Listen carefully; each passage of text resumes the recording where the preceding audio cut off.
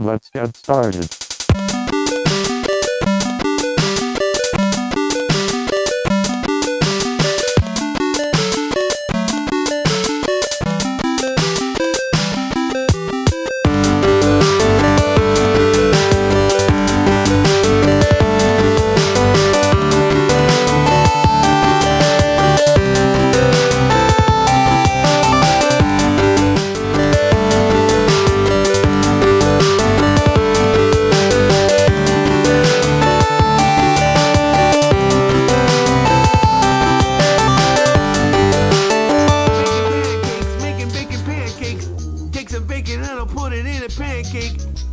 Pancakes, that's what it's gonna make. Bacon pancake.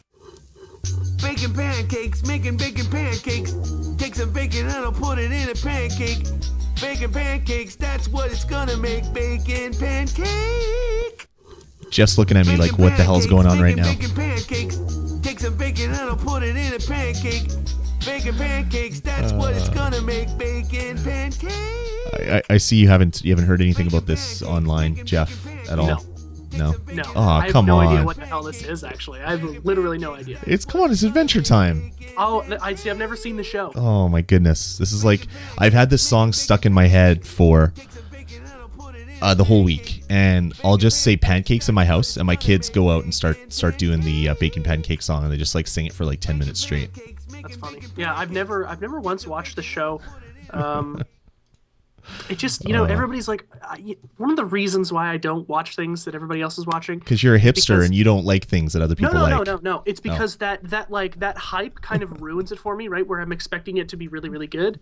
And then it's like, oh, it's really not as good as everybody says it is because they're all crazy for it. I try to watch things in my own time, which is why I'm so late to the party on Community. All right. Okay, well, cool. So that was my failed attempt to get Jeff to laugh, and he didn't. He just sat there with confused. He just had a look on his face like, "What the hell are you doing, Lloyd? You're an idiot." I'm gonna just like go. I'm gonna hang up this Skype call right now. Is what I'm gonna see. do. If you'd played like pork chop sandwiches or something, then I would have laughed because I at least know what that is. Oh, come on. You suck. All right, that's bonus stage, episode number 16. Recording this on the last day of November. So this facial hair on my face is going to be going into the sink tomorrow. I'm going to be shaving in my face, and I'm so happy to do it. I'm so annoyed at this piece of garbage on my face. So there's that. Yeah, we're kind of we're surly and grumpy this morning or this evening. Yeah, both Jeff and I have been bitching about things incessantly before the show. We're just we'll pull up a topic and we just bitch. We just yell and scream and grumble. This is going to be one of the angrier episodes. We're up on our soapboxes tonight. It's going to be a good one. Yeah, some stuff just like fell off my desk. I heard that. I thought it was like a sound effect. It sounded like a frying pan hitting somebody in a cartoon. Yeah, I don't. Did I like summon a poltergeist or something with all this anger in this room? Things are just flying around here. That's how it happens. Yikes! Scary. All right, so again, this is bonus stage episode number 16. As always, I'm your host Lloyd Hannison. Joining me, Mr. Surly himself, Jeff Ward, and bonus stage, of course, is our weekly gaming culture show. We talk about everything from bacon pancakes to the latest games that you can bake in your console. And you know what? I've got it stuck in my you're head. Gonna have it in your head forever. It's like the worst earworm. It's the worst earworm ever. I'm telling you right now. Oh well. I won't play it again. No. I won't. Do that. Actually, kind of. Yeah, because it's kind of catchy. Like, who cares? Oh, it's great. I hate getting bad songs stuck in my head. Good songs, that's fine. Yeah, bacon pancakes is good. It's kind of funny. I want to make bacon pancakes for breakfast tomorrow. I'm just gonna take some bacon and put it in my pancakes. I wouldn't think that you could do it any other way. No, it's gonna be good. So no announcements this week. VideoPodcast.com is still running with the new look and feel. I've been tweaking it a little bit over the last week. So far, the feedback has been really positive. Everybody says that it's loading good. It looks good on all their mobile devices. So thanks everybody for shooting me the notes. If you have anything to say, feel free to send it in. One nice little thing that I added is if you go to like VGPodcast.com/bonus, which is the landing page for the bonus stage, there's a nice little album art graphic, and then all of our subscription links will go there. So if we appear in other services, like when we get the feed live on Stitcher, the subscribe direct to Stitcher buttons will be there, and it'll just be just a nice way for everybody to come and subscribe to the show. So I dig it, and hopefully you guys do too. So check it out if you haven't already at vgpodcast.com. All right, man. So let's get the show started. Yeah. Let's try to cure the grumpiness a little bit. Jeff, what you? I don't think that's gonna happen. No, it's not gonna happen. We're gonna get more grumpy. But Jeff, what you been playing? This week has been pretty slow. I haven't really been playing that many games on the console, and when I do, I kind of sit there for half hour, 45 minutes, and play a few matches of a couple of the games I'm going to talk about right now. Black Ops 2, I've been playing that quite often. And the other one I've been playing that kind of shared the time is Halo 4. Now, as you'll find out when I do my review, I actually like Halo 4 a lot more, but online multiplayer for me in Halo isn't really fun unless I'm playing with a bunch of people, and Call of Duty is kind of my go-to game if I'm the only one online. So I've been kind of favoring that, even though I have so many problems with the multiplayer. I'll get to that later. I've been favoring that game and getting close to first prestige. I haven't been playing too much. I think I'm level 41 right now. Cap is 55. Yeah, I've just been enjoying that. And then Halo 4, actually, they released some new Spartan Ops missions, and they also released a couple new playlists. There is a team tactical playlist. What is it, like SWAT team, that's what it's called. I think it's shotguns and battle rifles only.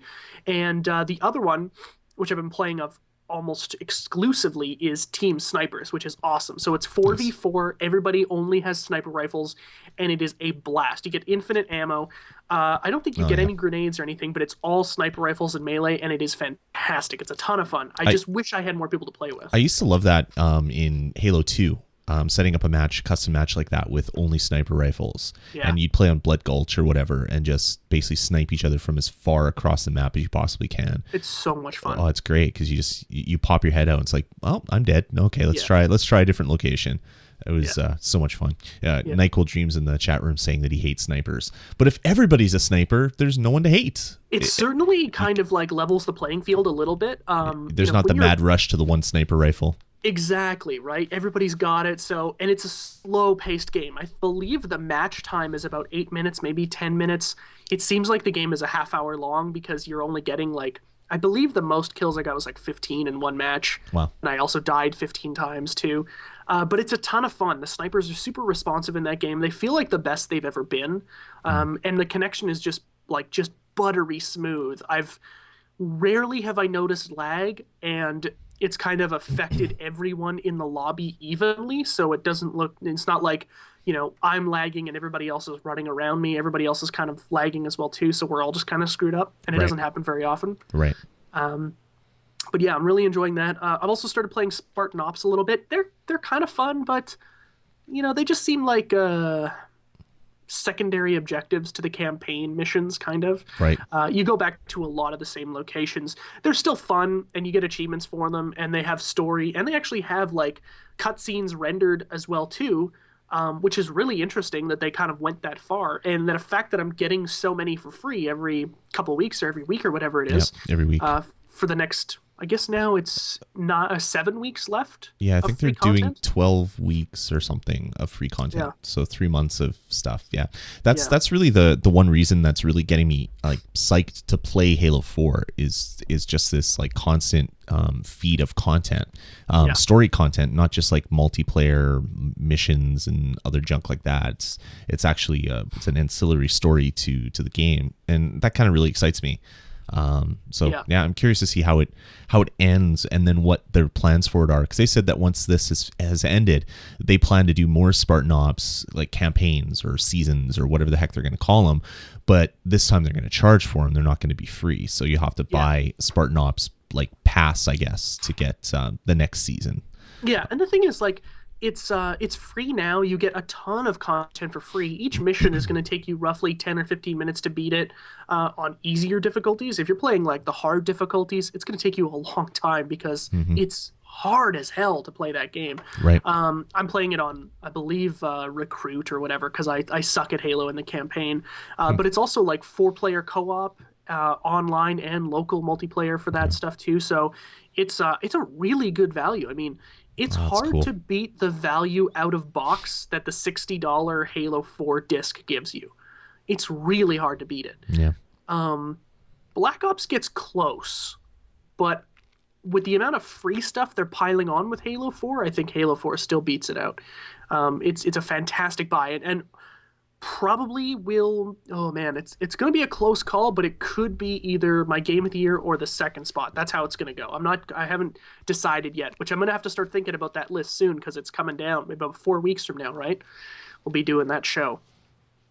And the last game I just started playing this today, because Lloyd. Well, okay. First of all, let's just talk about this. Lloyd's a jerk. Okay. He says that he didn't play Walking Dead Episode 5, but he's been playing another Walking Dead game. And I have no idea what he's talking about. But he refuses to tell me. He's like going to withhold the information of a game that he thinks is fantastic. And he's like, no, you'll find out. So I finally get it out of him. After 30 seconds. So it's not like it was like a whole day of conversation. But yes, after 30 seconds, you finally got it out of me. You dragged it out of me. I was tired. I beat him out of it. He was exhausted. I may have embellished a little bit for sake of storytelling. But Walking Dead Assault on iOS. I only played through the first mission. But the presentation is really, really good. It follows the comic book, and it's the thing is, it's not my type of game. And I guess you can jump in at any time here. Yeah, so I've been playing. Sorry to cut you off. I've been playing a lot of this game since it came out only today. So I guess a lot is relative. But the game is basically set fully in the Kirkland universe. So it's like a comic come to life. So the game itself is kind of like a top-down real-time strategy game, but not a real-time strategy game like StarCraft. It's more like a Hunters, which was a turn-based strategy game, but then you take that and kind of turn it to real-time.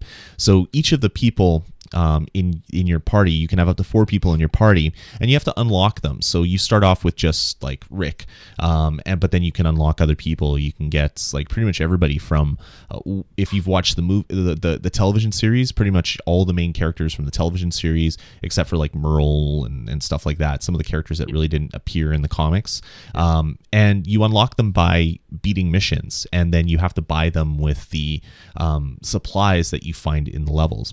And then each of these characters have 2 kind of bonuses. They have a bonus that applies to the whole party, and then they have a special power. So a bonus might be they give you 125% more damage. So you have 25% more damage to all your weapons, and then they have a special weapon where they can do like only headshots. Those aren't on the same people, but I can't think right now someone's powers and what their special ability is. And so you build your once you unlock them, you have to build your party of up to 4 characters, and you have to balance speed of the characters, health of the characters, and then what their special abilities are. And then you're basically you choose a mission and you jump in, and you basically have to kill all the zombies in the level, and then while you're killing the zombies, you have to collect all the supplies. And then you're graded at the end. It times you, and then it posts that to a leaderboard. You actually have to kill all the zombies to beat it? Yeah, you have to beat each level. You have to kill all the zombies. Okay, because at the end they give you that grade, and it says you killed 25 or 25 zombies. Yep. It's kind of weird that they show you that even though you have to kill them all. Yeah, exactly. There might be a later mission that I haven't unlocked yet that maybe has a different like end and a different way to end it. But so far I've done 8 of the 11 missions that are in the first I guess chapter, and they're all you kill all the zombies and then the level ends. It only takes like maximum 6 or 7 minutes to beat a chapter, and I see you've beaten a lot in like less than 4. Yeah, like some of the missions I've beaten in like a couple minutes. Some of them are a little bit longer. I just played a mission while I was prepping for the show, and it took me 12 minutes because I was trying to because some of the missions have like objectives. So save the survivors, or don't set off any of the items that are in the level. There's like little items that you can click on to kind of attract all the zombies. So there's different kind of objectives in each level, and if you beat a level with that, you get an achievement, and it unlocks like artwork and stuff like that. So this one I couldn't kill any of the hunters, which are other people that are in the level that are trying to kill me that aren't zombies, and I had to basically kill all the hunters. And it's like, okay, but I can't kill them, I can't damage them, so how do I kill them?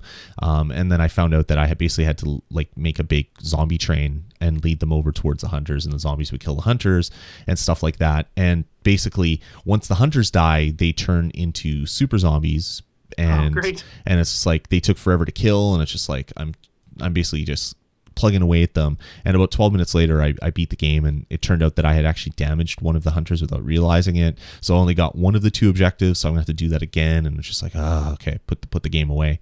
But yeah, I mean, the game itself, it's black and white. It looks like a graphic novel. You can zoom, like pinch to zoom the levels. You can rotate. The only color are when you shoot a zombie, they get like blood splatters all over the black and white page. You have to be quiet in the game, so if you shoot a lot, you attract more zombies, but there's also kind of a zombie meter on the side, and as you shoot more or set off more car alarms to attract zombies and things like that, if you do too much, that zombie meter fills, you attract basically a horde of zombies, just like in the comic or the TV show where you see like a big train of zombies, and you'll get like another 50 zombies that'll just jump into the game and start running after you. And it's like, game's okay, a lot deeper than I thought then. Yeah, it's pretty damn good, and it's $2. It's on sale right now as a kind of a launch week special for $2. It's going to be a regular $4. And okay, it's definitely an absolute buy at $2. It's I've after the first mission, I was just like, yep, this is worth it. I'm gonna love this. Yeah. I kind of like the whole real time strategy aspect, and see, and actually that's kind of what holds it back for me. I don't like the controls because your movement and your attack are the same thing, you know? And if you're like in a predicament, you can't really do all that much to get out of it, you know? I mean, at the beginning anyway. And I was playing on the easiest difficulty. I almost died, to be totally really? honest. Yeah, like I almost suck died. at real-time strategy games, Jeff. Well, the thing is, like, I was using the axe a lot, and I think that probably was my downfall. You know, they said at the beginning, like, you're going to run out of ammo if you use your handgun. Mm-hmm. I was finding ammo left, right, and center. By the time the game ended, I had almost 100 rounds. Yeah, and when you kill zombies, sometimes they'll drop either supplies or ammo. You use the supplies to upgrade your characters, to unlock characters and to upgrade your abilities, and to buy specific items like the what is it? It's an explosive flare, I believe. Prometheus in the chat room's asking what it is. It's called Walking Dead Assault, and it's $2 on the App Store, and it's great. It's really deep. But not being too deep where it's scary. Like you can not worry about the stats of your characters and just go and attack. Like basically each of your characters has like a blue circle around them, and that's their kind of that's where they'll start attacking automatically if they're holding a weapon. If you tap the weapon icon on the top, it changes to your melee, and of course that circle gets smaller. If you have multiple characters, if you have a party of 2, 3, or 4, you can double tap anywhere to send one of your characters, or you can tap and hold, and it sends all of your characters there. And your characters can have either melee or weapons, so you can adjust that. But if you want to switch everybody from melee to weapons and back, you can just tap and hold the weapon button at the top of the screen. So the controls are great. The fluidity of the engine, like it's black and white, and it just looks really great. It's like the zoom and the rotation is so fast. It is very tight, you know, like, and that's kind of that would actually be the biggest Achilles heel of the game if any of that kind of screws up. Yep. you're totally defenseless, right? Like you have to be able to kind of pivot the camera, zoom in and out, see where your threats are coming from. And the fact that, even with 5 or 6 zombies on screen and Rick as my character engaged with them, I could still zoom out, spin the camera around, rotate, do all that kind of stuff. And I'm like, Yep. yeah, this is moving really smoothly. Yeah, no, it's a great game. As I said, I'm mission 8 of 11 in the opening chapter. They say other chapters are coming, including Michonne is shown on the cover of the second chapter. Whether that's going to be free or whether it's going to be for paid DLC, they haven't said yet. The game. It advertises a lot of other like Walking Dead things that are on the App Store. So after every couple missions, you'll get do you want to buy or do you want to check out Walking Dead, the graphic novel issue 16? It's like, no, you just hit no, and then it doesn't bug you again. A little bit much in a game that you've paid for. That's more stuff that you see in kind of a freemium kind of game. But other than that, I mean, I love the game. I'm totally addicted to playing it, and it's just kind of turned into a review, but I mean, like it is definitely worth picking up. If they make me buy the next episode, Yep. I won't buy it unless it's 99 cents. But if it's free, like I'll keep playing. But the thing is, I don't think it's a bad game. It's just not my style of game. It's not in the wheelhouse of like games that I like to play often. I think it's fun for now, but when I've got other games that I'm playing a ton on iOS, like Simpsons and CSR Racing and stuff like that, it's not the kind of game that I'm gonna want to play for too long unless it keeps coming to me for free. Yeah, exactly. No, it's good. I'm really quite I'm quite excited about what's coming with this. I hope they keep pushing out content too. It would be great. So anything else?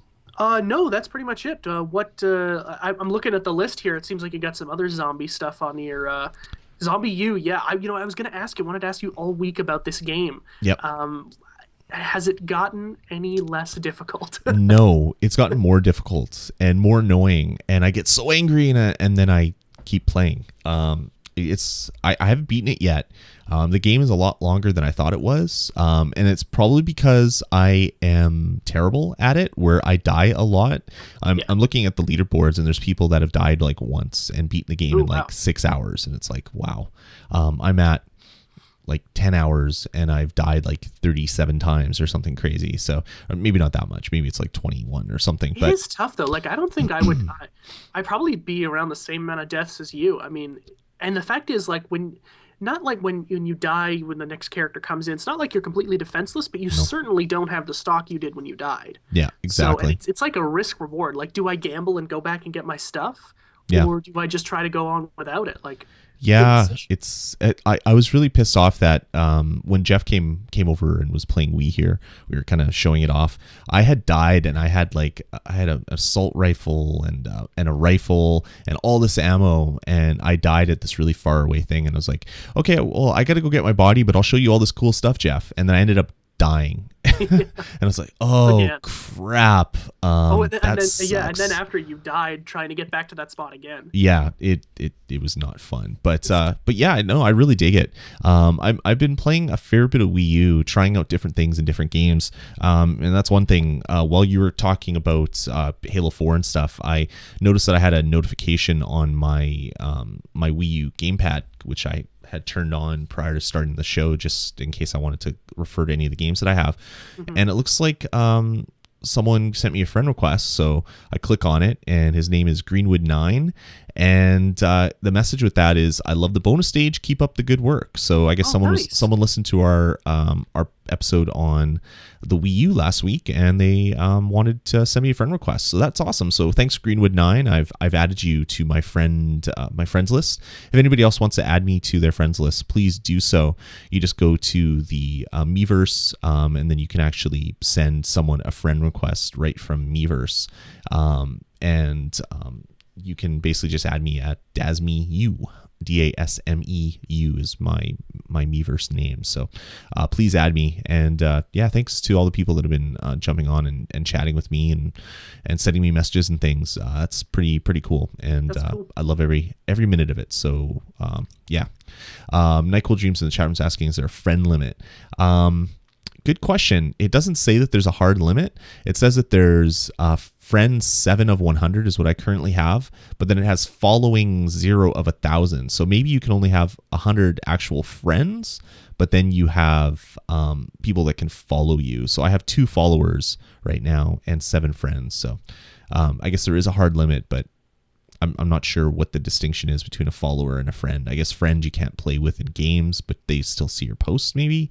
It's not made super apparent in the menus. I don't know why Xbox has a limit on friends. Maybe it's something with their servers. Yeah, or it's from like Xbox One. It was a hard limit with Xbox One. And when the 360 launched, they wanted backwards compatibility with Halo 2, which was the biggest game ever, and people played online. So Xbox 360 still had that 100 friend limit.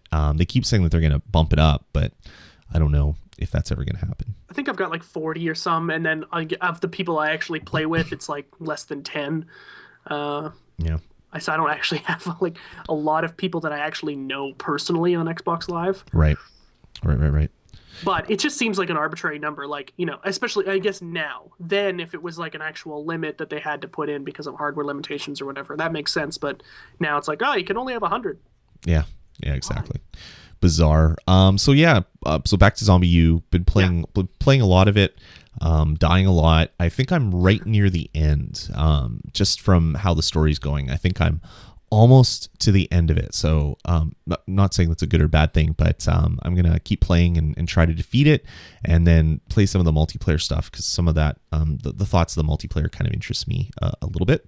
Yeah, for sure. I've been playing some other stuff on the Wii U, and playing a little bit of Nintendo Land here and there, some new Super Mario Brothers with my kids. Playing that kids. Ghost game still? No, been playing some of the other ones, and then checking them out. I love the Ghost. I'm going to definitely play that this weekend with the kids. That game is the best. They want to play the Ghost flashlight game is what they keep saying. So we're going to do that. So good. So starting tomorrow, we'll probably be doing that for about 8 hours straight. So that should be good. Ghost game marathon. Exactly. I picked up another game, just a downloadable title called Nano Assault Neo. It's a dual stick shooter. It's like the Geometry Wars or the whatever the PlayStation one is, which I can't think of the name right now. But it's pretty cool. It's basically you're a little, I guess you're a medicine cell of some sort, a little nanobot that is supposed to help cells. So you're basically flying around like a molecule or a cell, I guess, and you're shooting all of the bad things that are attacking that person and making them sick. So it's just like it's like the game. Why can't I think of the name right now? I think I have the demo on my Vita, because that's really bugging me that I can't think of the name. So let's go back to the main screen. Sorry, this is just me being stupid and not remembering. Super Stardust. Typical Hannison. Yeah, Super Stardust HD. So this is like the Super Stardust HD on the Wii, and it's a lot of fun. I've only played the first collection of levels. There's 4 collections of 4 levels. So I've only played the first one so far, and it's pretty fun. It's pretty tough, and it's basically a game where you're focused a lot on the high scores. So you wanna play a lot and beat your friends' high scores. So played it a little bit. Haven't played it too much. I'll definitely be getting into that one a little bit more. Been playing pretty much everything. I'm loving the Wii U. I'm still really digging it. So after a week, I'm still as excited to jump on and start playing it, which is I guess a good sign for the console. Yeah, for sure. Well, and at this point, it's you can't go at it like, oh, there's no hardcore games out for it now. There's only a few, and I've beaten them. I hear a lot of people being angry about that kind of stuff, and that seems stupid to me, because you gotta give it some time for games to roll out. Like, they're not just going to say, here's launch, here's 50 games that you're going to want to play. They have to stagger it so that the games can compete with one another and all that kind of stuff.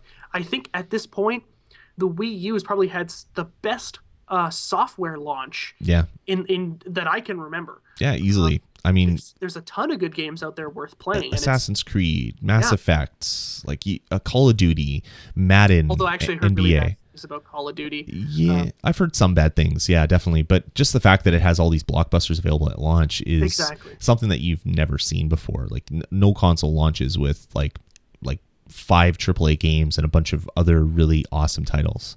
Yeah, now, I mean, granted, a lot of those games have already been out, but still, yeah, totally, they're there, and they're playable, and they're really fantastic. You know, it doesn't seem like they've dumbed down the experience for that console, which is great. No, not at all. It's really good. I've been digging it, so I'm really excited to see some of the other games that come out.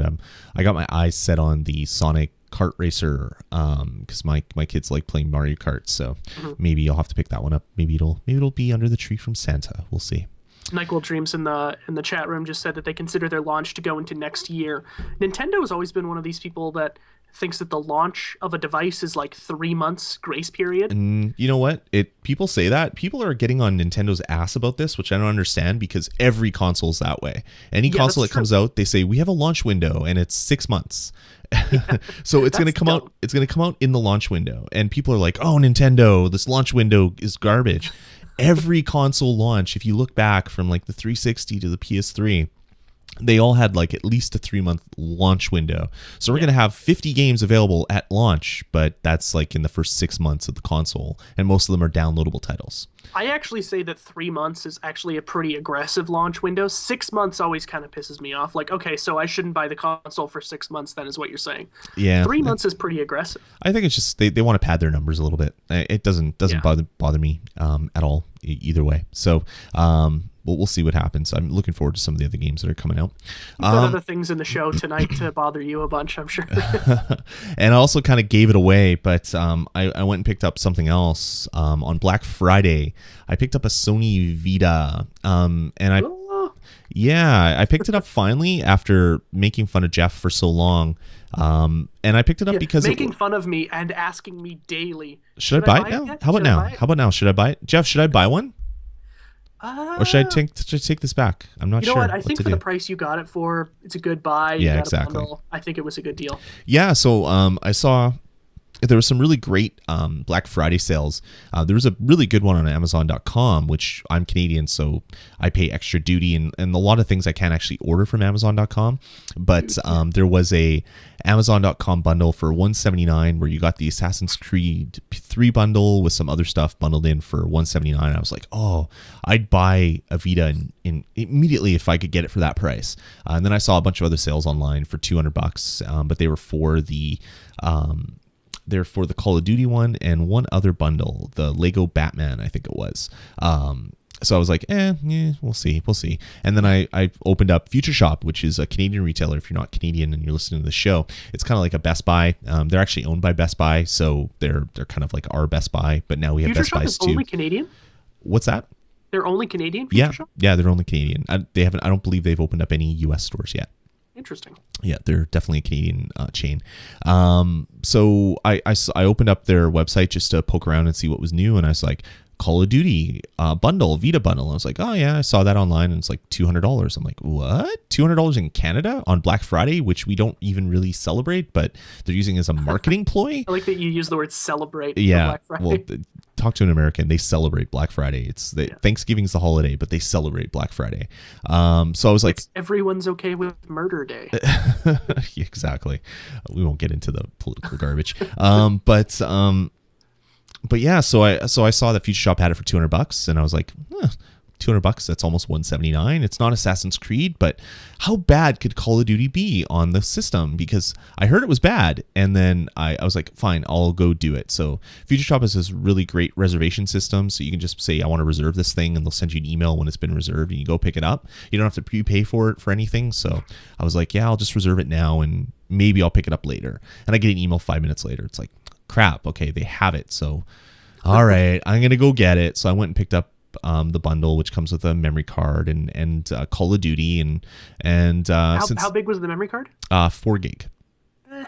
Yeah, so I picked up an 8 gig just so I'd have more space. That's what I got too. And the reason why I really wanted a Vita was because PlayStation Plus launched on the Vita, and there was a bunch of really awesome games that are available for free if you're a Plus member. So immediately I downloaded Uncharted, which is amazing. It looks almost as good as the PlayStation 3 version. There's some things that are kind of janky compared to the PlayStation 3 version, but you have a freaking handheld in your hand and you're looking at visuals that look that good. It's pretty impressive.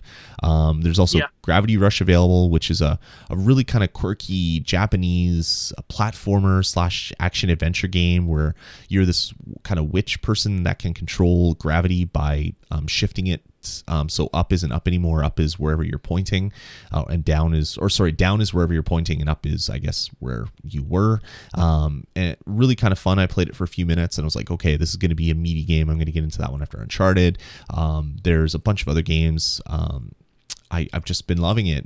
I've purchased a lot of PlayStation 1 games on the PlayStation 3, so I have Castlevania Symphony of the Night on my Vita as well, and I've been jumping in and playing that again because I've played it about 100 times. I really need to play it again, but it's on my system anyway. I'm digging it. I really love the system. I've used it before, and I was just like, yeah, it's okay. But after actually having it in my hands and playing with it, I'm really a big fan. I'm really kind of excited for some of the other games that are coming out. So I even picked up Rayman Origins today. I even bought a game for a system that I've owned for a week, which is kind of cool, even though I have access to all this other content because I need more stuff to play. Apparently I'm a crazy man.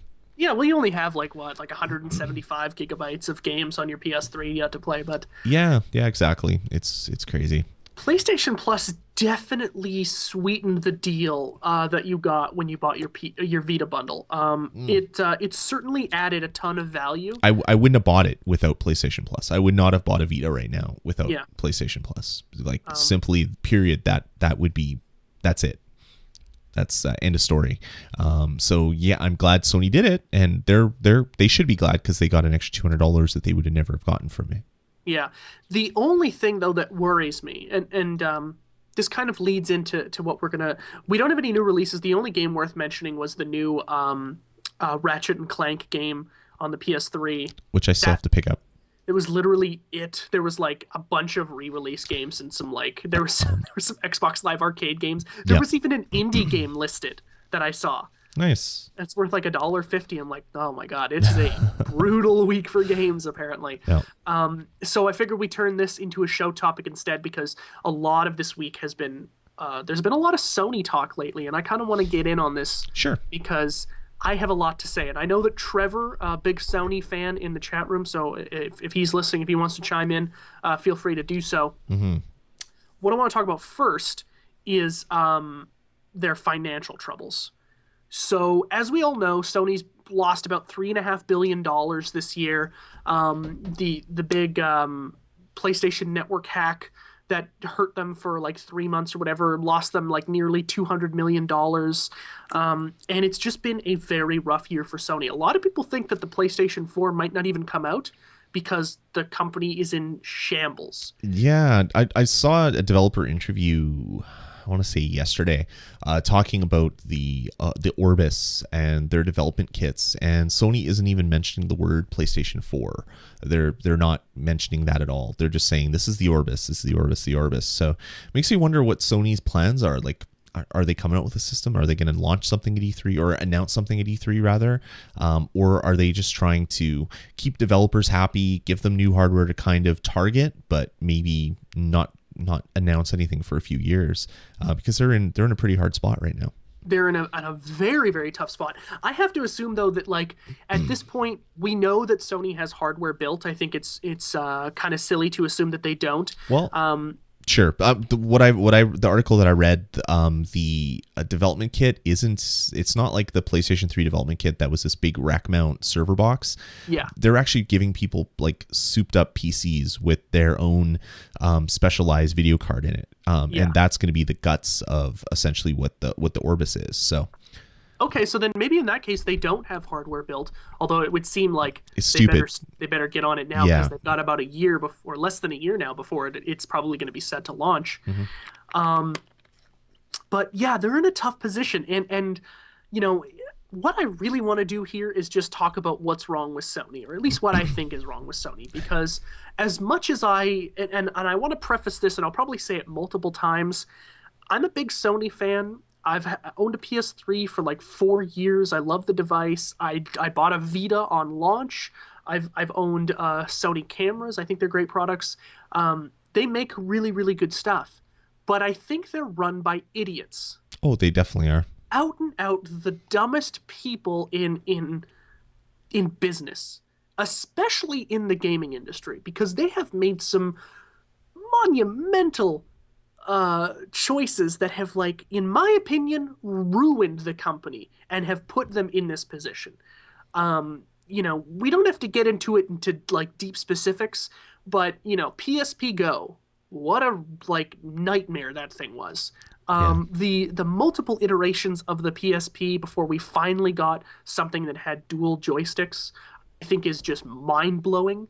I don't know anyone who would have sat at that boardroom and said, okay, what do we need for the PSP 3000? And nobody said a second analog stick. Yeah. It just boggles my mind. And then the monumental failure of the Vita launch, and in my opinion, still really hasn't come through. I know a lot of people love the device. I talk about it on the forums a lot with people.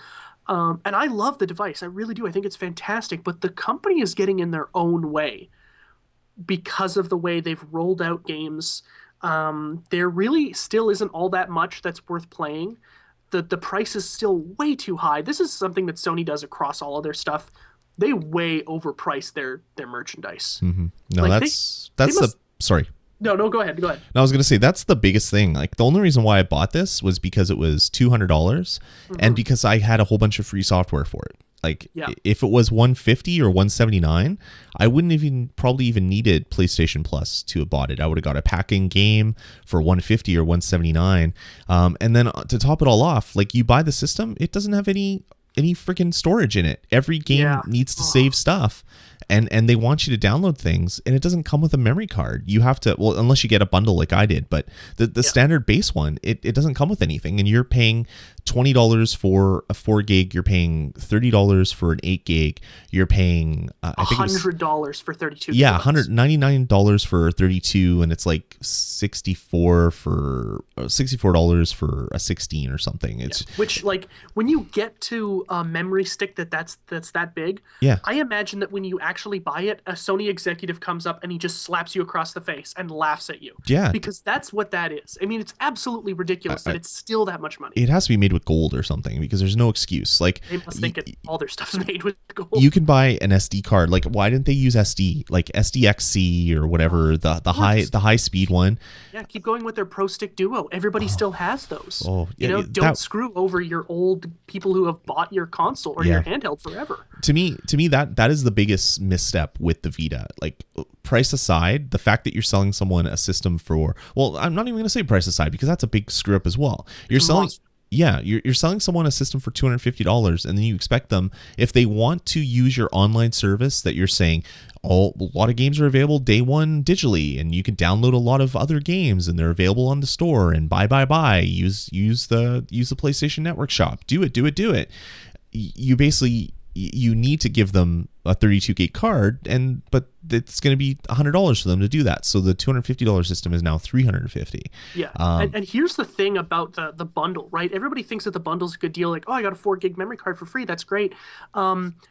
You also have to install games on these memory cards. If you want to install what is arguably the best game on the device, which is Persona 4, which is actually, like, what is it? That's a re-release of a game. PlayStation 2 game, I think. Yeah, like from 2008, and that's like one of their best pieces of games.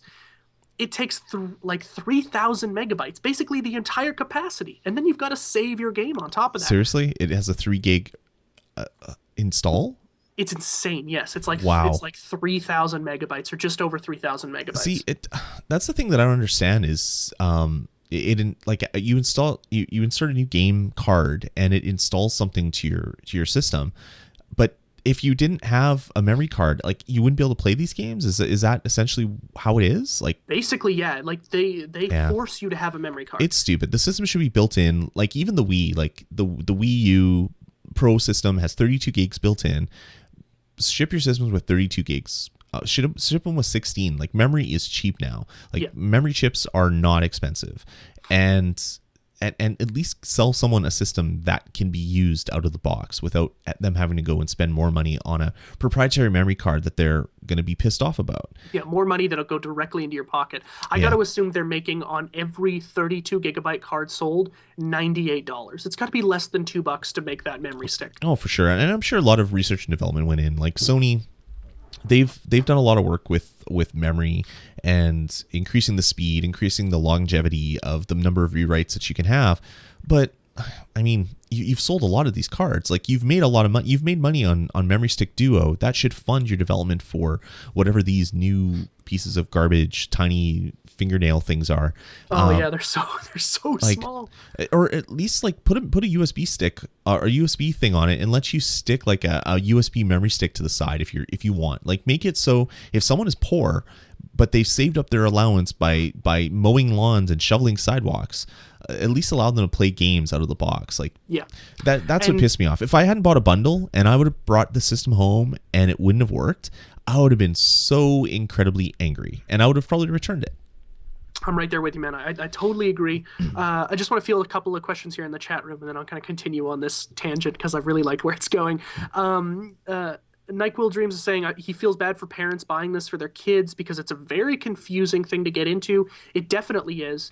I know that GameStop and PNP Games will definitely explain it to you, but if you're a parent and you don't know video games, there's so many ways that you could just get confused, and you're like, you know what, I don't care, screw it, and then Christmas or whatever is ruined. Although I don't want to get into Christmas being ruined. I think that's stupid. But and then Prometheus asks, does proprietary memory have anything to do with fighting piracy?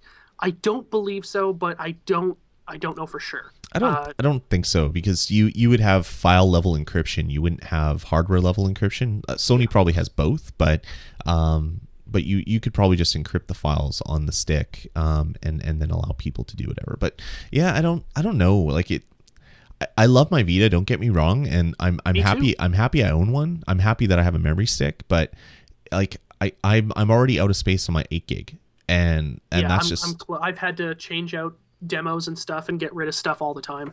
Exactly. I had to delete, like, Wipeout was another PlayStation Plus game. I had to delete it because I just didn't have room for it, and because I wanted to install Symphony of the Night and some other stuff. In this day and age, shipping a system that is targeted at the pro level consumer, targeted at people that are supposed to be downloading stuff. I mean, you ship a system that has a 3G radio built into it, so you know these people are going to be using the network. To ship it without internal memory is just, it's crazy. It's crazy to me. Well, and you know what? It actually wouldn't bother me at all if they didn't ship it with internal memory, but instead of that stupid slot for their crappy proprietary memory, they were just like, here's an SD slot. Yeah. Because I can go and buy 64 gigabyte SD card for $60, you know, and then that would totally be fantastic. And they'll make the stupid argument like, oh yeah, but you know what? Like, ours are built longer and they'll last better. Yeah. Fine, but you know what? I don't care. If it lasts me a year or 2 years, which is, about standard for stuff like that, that's fine with me. Yeah. I'm not going to pay $100 for 32 gigabytes if I can go and buy a terabyte hard drive for $80 off of Amazon right now. No, and I remember doing this, like, when the PlayStation Portable was out, and they came out with, I don't even know how big those memory sticks were. Like, maybe it was like a 1 gig memory stick or something. It was like when that first hit the market, like, it's like tiny nowadays, but it was like a big thing. And it's like, okay, like, I'm doing homebrew on it. I want to have storage for ROMs. I want to have storage for videos. I want to have storage for MP3s. I need this big fat memory stick. And I was looking online, and this was like before you could really order the stuff online, and I was searching local stores, and I found a store that had one, but only the Brandon, Manitoba location had. So that's about a 3-hour drive from here. Yeah, that's a good drive. I actually drove 3 hours to go spend like $200 on this memory stick, and then drive 3 hours back home to put it on there. And then after, I was like, why did I do that? I spent $50 in gas to overpay for this memory stick. Like, when like, it's so expensive for what it is, and Sony really hasn't learned that lesson. They keep selling expensive things. I don't think they ever will, honestly. But people are smarter now, I think, for storage, and I think that might be part of the problem that's holding the Vita back, is the fact that memory is still so damn expensive. Yeah, and for those of you who don't know the prices, a Vita that is just Wi-Fi, not their stupid 3G bundled version, because if you bought that, you're an absolute fool if you bought a 3G PlayStation Vita. That's like one of the dumbest things I've ever seen in my life. But we'll get to something dumber later on, which I'm really excited to talk about too. But it costs $249 to buy a Vita. That's without a bundle. There are bundles available now that are still the same price, but if you are just getting in and there's no bundles, that's what you're going to pay. You still have to buy a game, which roughly are between $30 and $50, and you have to buy a memory card, which are between anywhere, like $20 and $100. Mm-hmm. So you already, after taxes, over $300 for purchase on a handheld. Yep. When I bought mine at launch, I traded in my my DSi. And with that trade-in, I believe I got $100 trade, and my purchase was $280 still after that. I mean, granted, I think the price of the Vita was $260 or something like that. It might have come down $10, but that was 9 months ago. And what was it? I think last week, like the 3DS outsold the Vita. I'm reading here 47-1. Yeah. And because of that, developers are shying away because they're like, well, nobody's buying the Vita. Why am I going to develop a game for it? Yep.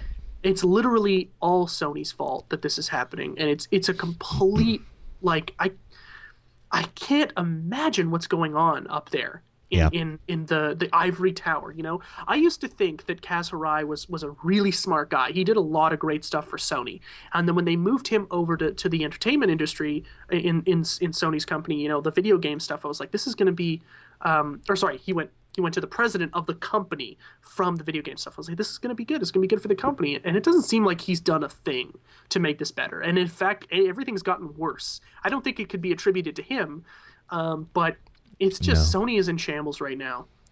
You bought two of what, Trevor? I don't know what you're referring to in two my Vitas. 2 Vitas? I doubt that. Yikes. But it's just so ridiculous how poorly run that company is. You think a lot of people who are big Sony supporters will say, well, yeah, he did buy two of them. What? Two 3G Vitas? Come on, Trevor. One for each hand? One for each. So you could live stream your eating of the hot dog pizza from 2 locations? You might be trolling me here. A lot of people will say, like, well, you know, Nintendo price theirs really high too, right? Yeah. And I'm like, yeah, they did. Great comeback. But here's the thing.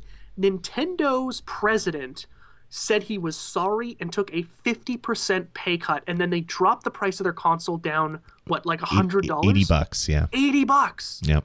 Like, and that was, 3 months in or 4 months in? Yeah, it was like through 2.5 to 3 months. It was really early in the lifespan. Oh, God, like, it's just, you know, and Sony is like so proud, but their company is falling apart. Yeah, it's right after I said, yeah, I got a Vita, Quirky Dog in the chat room said that Sony's he posted an article from VG247, and he said that Sony Japan's credit rating has been slashed to junk due to the loss of technology leadership.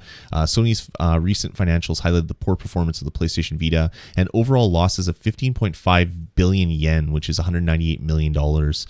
Today, the credit firm Fitch has cut the Japanese company's credit rating due to its loss of technology leadership in key products and the strong yen, and issued a warning that the aggressive restructuring would be needed to reverse its fortune. So this is like Sony's having a crazy amount of problems right now.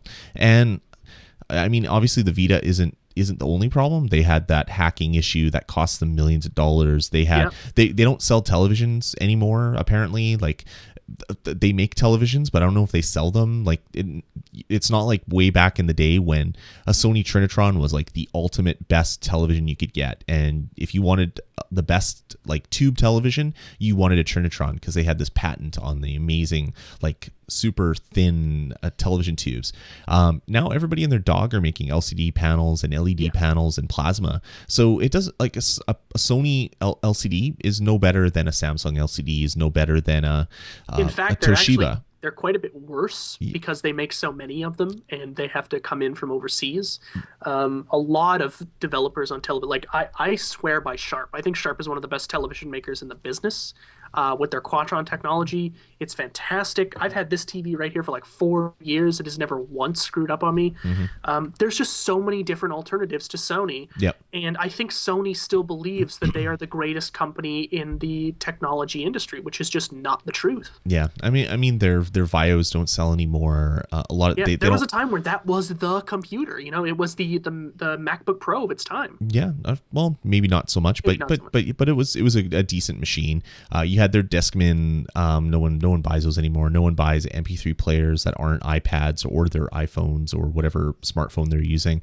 So like pretty much every product that Sony used to make, they're no longer the technological leader. Like if you wanted to buy like a amplifier for your surround sound system or your stereo before surround sound was even out, if you didn't want to spend $5,000 and buy a Harman Kardon or another high level one, you would buy Sony because they were awesome for the price. They were expensive, but they were really good. And that's not happening now. Sony owns a whole bunch of movie properties and music properties. Well, we know that those industries are going through some issues right now. So like everything, like the ground beneath them is crumbling and they have to do some absolutely. stuff. I'm really worried that one of the things they're going to have to do is just stop making games. Like they're going to stop selling video game stuff. They're going to become an Atari and just say, yeah, we can't pay our creditors anymore. We can't afford to develop new stuff. PlayStation's gone. Vita's gone, everything's gone. Probably will never get to that, but it makes me wonder what kind of cutbacks are going to happen if there is ever going to be another portable from Sony, if they're even going to support the one that they have now, or if they're going to kill it. I hope so. It's going to be interesting. It's going to be interesting to see how it plays out, but yeah. They're Trevor in the chat room saying that would be the saddest day ever. As much as we're bashing on Sony right now, I still really like them and I still want them to be in the game because them being in the game promotes competition from the other developers. I still don't see the Wii U competing with the other two guys, Sony and Microsoft. So if all of a sudden PlayStation was gone, Microsoft would rule the roost, and I don't think I would like that. I don't think I would like that future, where they're like, well, where else are you going to go? The Wii U? Yeah, go ahead. I don't care. Yeah. But as we kind of talk about their financial troubles, there is a little bit of good news in that. We moved to the Black Friday sales, where Sony sold. Now, these numbers come directly from the company. So like we talked about earlier, we don't really know if these are legit numbers or if they're a little bit dressed up for, what's going on. But I'll just read what they've said and we'll kind of decide later. But Sony announced that they have sold 525,000 PlayStation 3 consoles between in the US between November 18th and the 24th, which includes Black Friday, and that adds to roughly 70 million PlayStation 3s in the world, and another 160,000 PlayStation Vitas were sold between the 19th and the 25th. Now, a lot of that was because of the big discounts for Black Friday and the bundles that were out there, which are actually really fantastic bundles.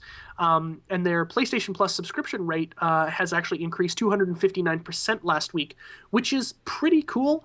But you also have to take into account the fact that on Amazon, in the US, there was that Assassin's Creed bundle, which gave you a free 3-month subscription to PlayStation Plus. So there might be that included as well, too.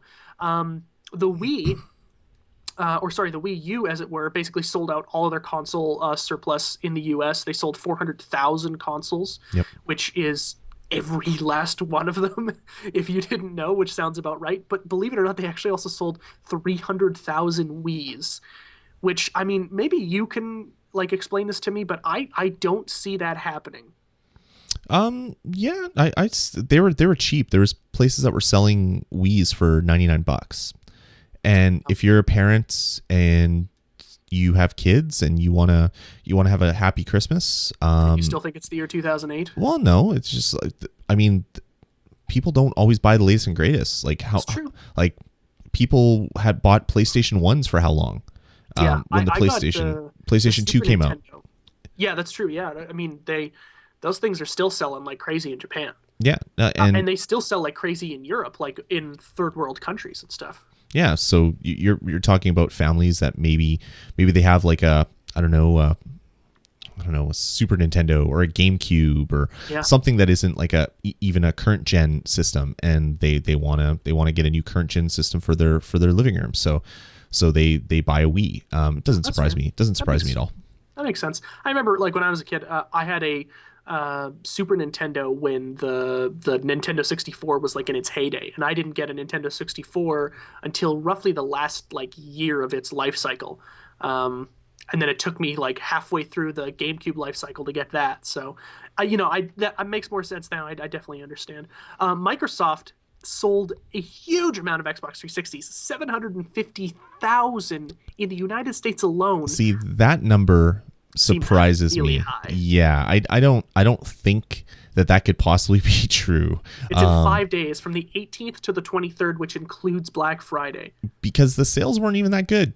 The bundles weren't that great, like that I saw. Roughly $50 cheaper than usual, and it was a game that had come out about a year ago. Yeah, like I'd be really surprised if that's true, but who knows? Maybe that's what they shipped to their, like, because some manufacturers say ship numbers. So we shipped 1 million to our factories, or sorry, to our warehouses, not that we sold 1 million to end customers. It makes me wonder if those numbers are more we shipped to stores, maybe not that they were bought, but I don't want to call Sony a liar, or sorry, Microsoft a liar. So who knows? Yeah, maybe I mean, that's it's maybe tough that's for the us to case. say like those numbers are wrong when we don't really have that information. Yep. But I'll totally agree with you. It seems very high based on the deals that were put in place. Yeah, exactly. Especially I'm when totally on board with you there. when a new system that you have a lot of people that are like the diehards, that are the fanboys or whatever, only sold 400,000, and that's all Nintendo could make. Maybe that's it. But I think that number would have been significantly higher if they could have made a couple 100,000 more. I think you would have seen a couple 100,000 more sold. right. But as far as I understand from what I've read, they're like fresh out basically. They're shipping like a couple hundred to cities every week. I know that PNP was like, hey, we got 2 regular core consoles in. Get them while they last. You really have to run right now to get them. They're just going to be coming in sporadically, like the Wii did when it first came out. But Right. Are they making more Wii U's than they are Wii's at this same point in time? They probably aren't making Wii's right now. They probably No, made. I meant like if you stack them up on launch dates from like when the Wii launched to when the Wii U launched. Those times. I read some conflicting articles. Some said that the Wii U sold more in its opening day than the Wii did. Others said that the Wii shipped or the Wii sold through 500,000 in the first week, where the Wii U only did 400,000. So I don't know. It's kind of gone both ways. I would think that they're pretty much on par. Like, maybe they're making more Wii U's. I know that I can walk in stores and sometimes see base consoles.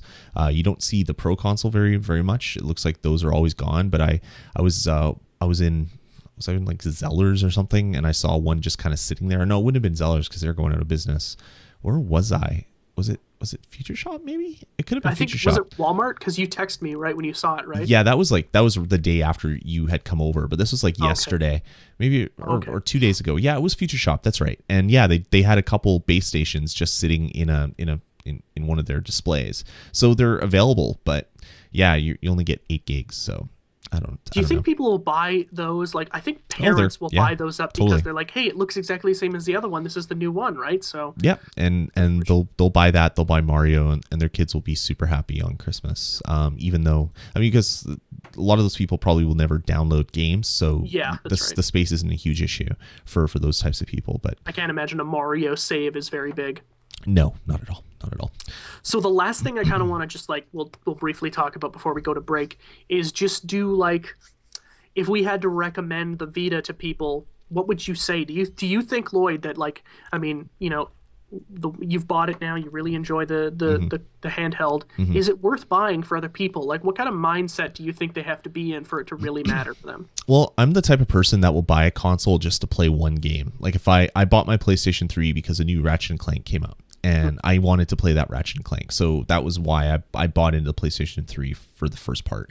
I bought into the Vita because PlayStation Plus allowed me to finally get in there and play the Uncharted that I wanted to play. There's Assassin's Creed. There's a couple other games, but that's about it.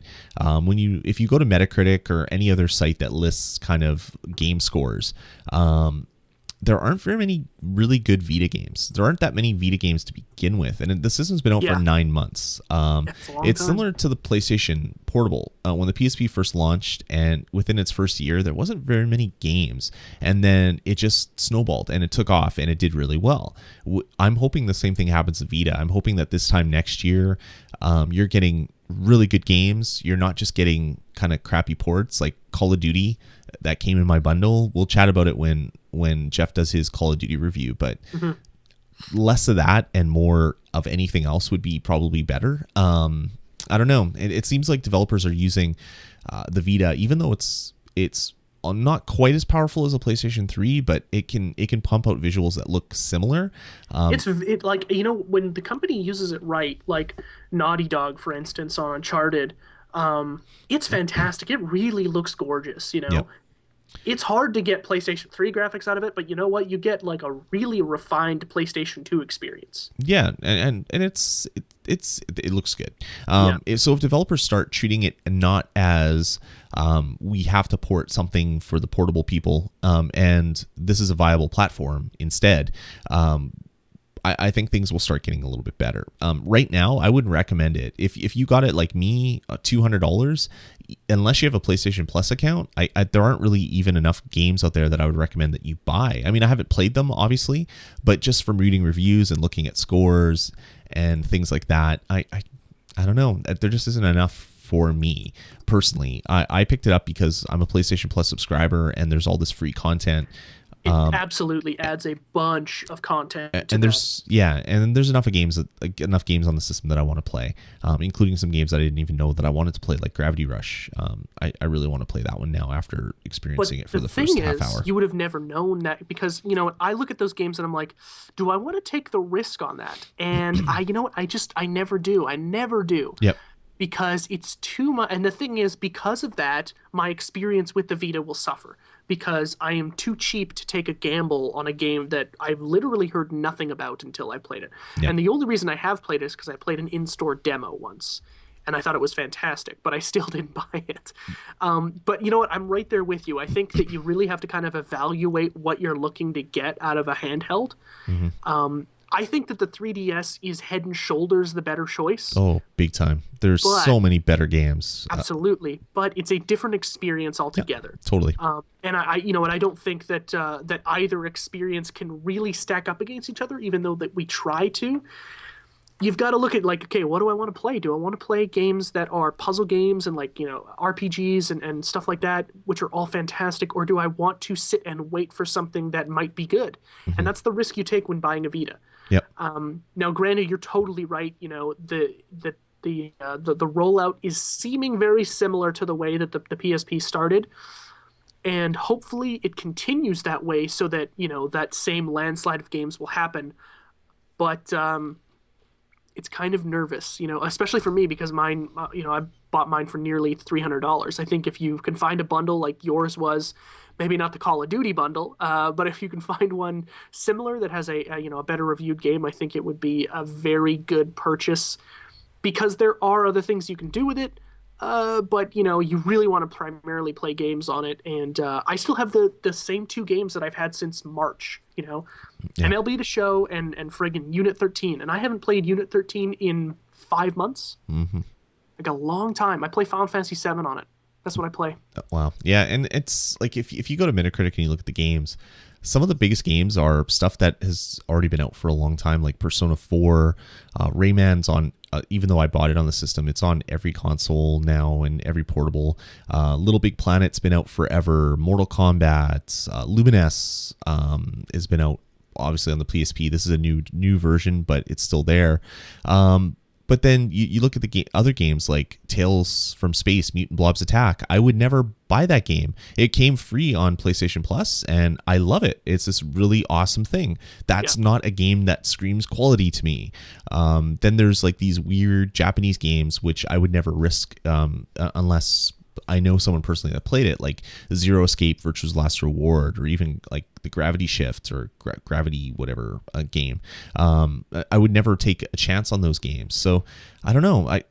I hope that developers really do start developing for it and treating it like a real system, not just something that that is kind of like we kind of have to also put something on here because we told Sony that we would. I really hope it is better. I mean, the thing is, right, like if you saw that the 3DS was outselling the Vita 47-1 and you were a developer, which one would you develop for? Yeah. I mean, it's a no-brainer. Like business-wise, just, you're like, well, I mean, obviously I'm going to go to the 3DS. Yeah. People are buying it. Totally. And that's the thing, like I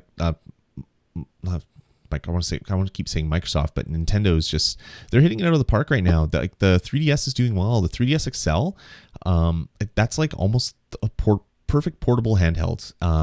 It has big screens.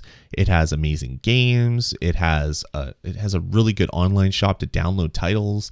It's the full experience. I want to get one. I can't because I bought a Wii U and a Vita, and if I bring another piece of hardware in this house, I'm gonna be divorced. I'm surprised you bought a Vita and yet you were worried about buying Halo 4.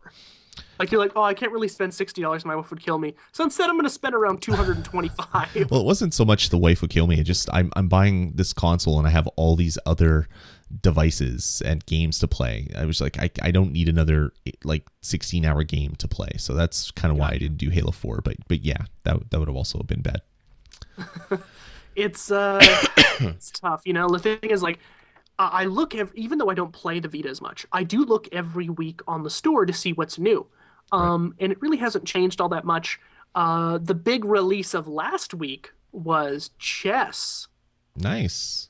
Yeah, it's like $4 if you want to play chess. Who doesn't? Is the question. I have to assume that the people who play chess don't own a Vita. They go to the park and they play it with people, or they play it on the internet. Like, God, it seems so ridiculous. Like, I don't know. Whatever. Sony news, everybody. Sony executives are up there like, okay, well, we've got to kind of stagger out these releases. Q4, that's the big gaming season, right? What do we put? How about chess? Everybody loves chess. Great. We'll also put Pop-O-Matic Trouble on there as well too. Get your crap together, Sony. All right. Well, we've railed on Sony enough. What do you say we take a small break and then get into our reviews? Yeah, I'd love to rail on something else when we get back. Okay. Cool. We'll think of something else to hate on. So we're going to take a little break. Dario, one of the guys from Super Effects, shot me over one of his chiptune songs that he put together. So I'll play that. I'll play that one in this break, and maybe we'll do the random chiptune thing, and we'll try our luck yet again. We'll see if that happens. So this one turned out bad last week. Yeah, exactly. So this one's called No Chipper, and here we go.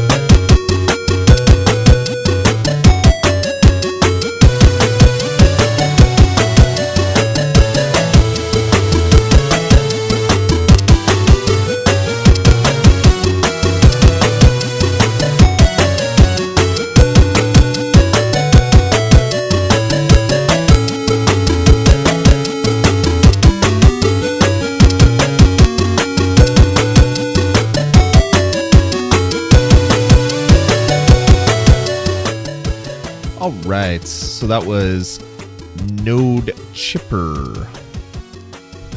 Sorry, I'm just trying to turn your fader up. I think that one worked. There we go. Better? Yeah, there we go. Oh, no, stop. No, don't play. No, Oh, stop. that one's good too. That one's good too. We could let that one play through as well. So that was Node Chipper by Was Dario. that from Super FX or just from Dario? Dario, one of his. Okay, gotcha. I might have been a few Super FX track. I'm not sure if it's been released as part of the group or He's gonna tell not. us in the chat room here. Yeah, hopefully he can let us Either know. way, it was really cool. I like that. Yeah, it was good. I was gonna ask him that. It feels like he says he wrote it. It's got that kind of like Star Tropics flavor to it. I'm not sure if he's played that game or knows the music, but that's what it reminds me of when I hear it. Mm-hmm. Made Prometheus think of Chrysalis, which is also actually pretty apt as well too. Yep. All right, cool. Ooh. Let's your video is starting to break up and your audio is starting to break up, so let's try to get through the show before our internet craps out. Jeff, why don't you start your review of COD Black Ops? Yeah, Black Ops 2, been a long time coming for this review. I've kind of broken it up into 3 segments. I bought it at launch, obviously, and everybody knows that I am a big proponent of the Call of Duty franchise, and I play it ad nauseum. So let's talk about the campaign first. They try to do a lot of interesting things in the campaign to make it seem non-Call of Duty.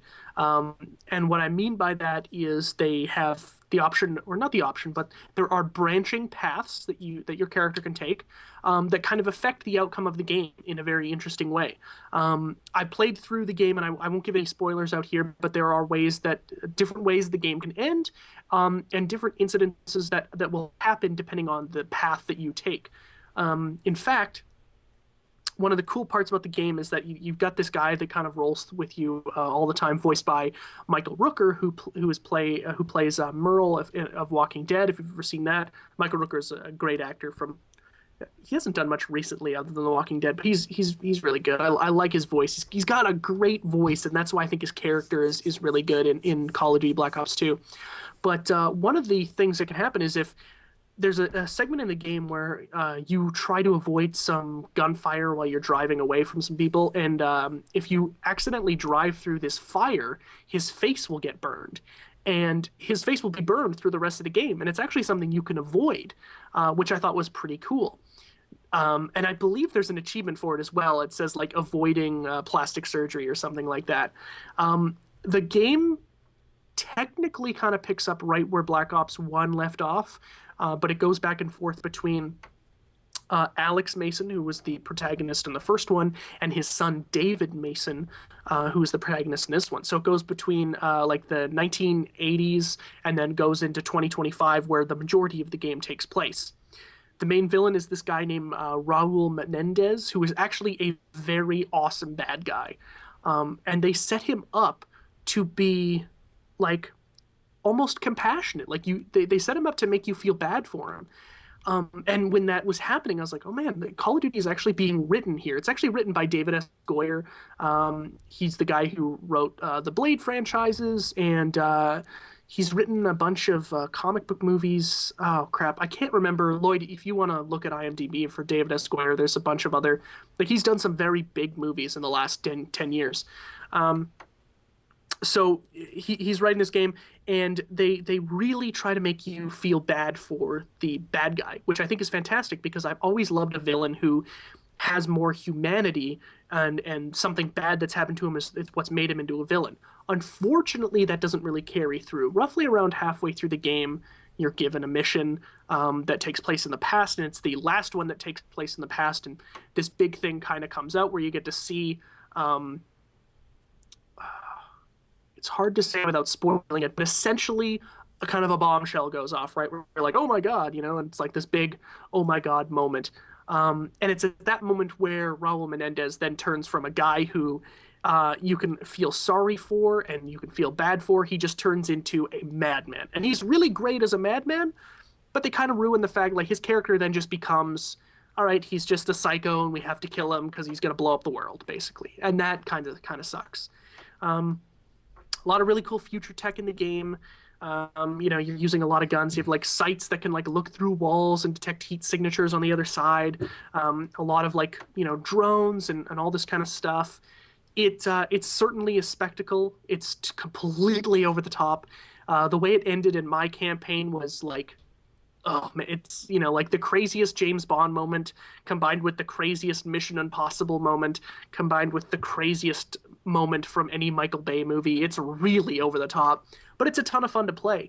Um, and there's also some replay value in the fact that the campaign has those branching paths, and you can kind of see a different way for the story to kind of go through the next time, which is interesting. Another thing that they do that's new in the campaign is they have these things called Strike Force missions, and Strike Force missions basically combine a real time strategy into a first person shooter. And I actually hate them, but a lot of people think they're really cool. Um, you know, my judgment on this, I'm not a big RTS fan, so it's not something I like. I kind of just popped into one guy and played him for the whole match. But you kind of go onto your ARM computer that you always have, and you can control the entire fleet from above. And in fact, you don't actually have to ever go down into first-person shooter mode. You can do the entire mission from up above, and you can control squads of drones and squads of like these walker robot shooting things and squads of actual infantry that are running around, get them to do objectives, all that kind of stuff. It's pretty cool, but I just kind of hate the mode that it's in. Thankfully, they only force you to do it once in the game. There are other opportunities to do so. I believe like 5 extra missions in different locations, but they are secondary objectives. You actually don't have to do them to complete the campaign. But they're worth achievements, so you can kind of go back and do them later if you want. So the campaign is pretty okay, but again, it's very short. You know, you're going to beat it in roughly 8 hours, and that's on the harder difficulties.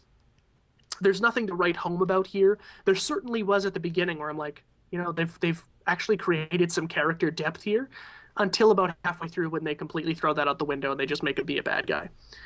So that kind of sucks. Did you find out what else he had written, Lloyd? No, I missed that question. No? Did you want me to do that? Okay.